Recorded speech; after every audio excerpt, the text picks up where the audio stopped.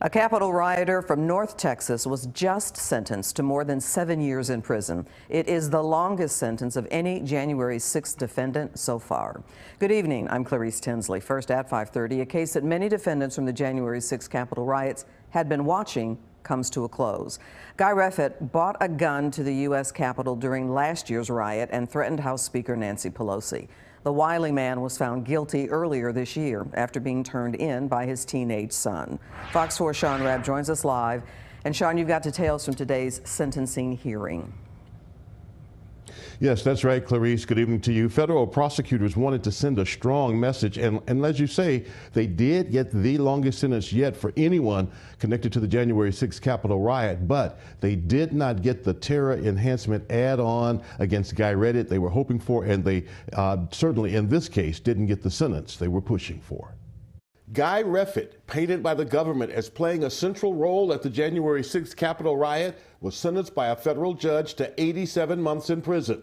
That's 7 years and 3 months, less than the 15 years the government wanted, less than the sentencing guidelines of 9 to 11 years, but still the longest sentence of any punished for the Capitol riot. She probably owes it in part to the fact he got pepper sprayed and didn't get a chance to go in there, because I think had he gone into the Capitol and attacked one of the officers, he would be facing the 15 years.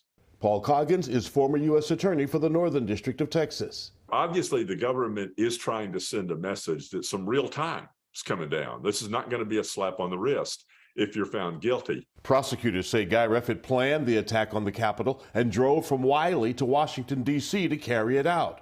Reffitt, who the government labeled as the leader of a far-right militia called the Three Percenters, unexpectedly addressed the court during the hearing, telling the judge he acted like an expletive idiot and said he regretted his actions, apologizing to Congress and Capitol Police he confronted outside the Capitol. I think it was important for a lot of reasons. I think it helped get some things off his chest. I think it sends a message to other people that thought the actions on January 6th of some of these rioters were appropriate. So I think it serves a lot of different purposes, including maybe helping the judge in her decision to depart downward from the guidelines.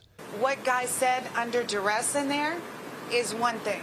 Reffitt's wife, indignant after the hearing, telling reporters not to trust the House Select Committee's report and to go find, in her words, patriots to talk to about what she says really happened. My husband is a patriot. Roseanne Boylan was a patriot. And all I can say is that y'all can all go to hell, and I'm going back to Texas. And not sure where Guy Reffitt is going. He's been in the D.C. area since his arrest, but he'll be going to a federal facility to begin serving that time. Now, the judge did say in court today that had he accepted a plea bargain, he likely would have gotten less time assessed to him, something the other defendants are going to have to consider now. So, Clarice, indeed, the government did get its message out today, but it's a message that certainly was not as loud as the government wanted it to be. Shaun RABB live. Thank you, Shaun.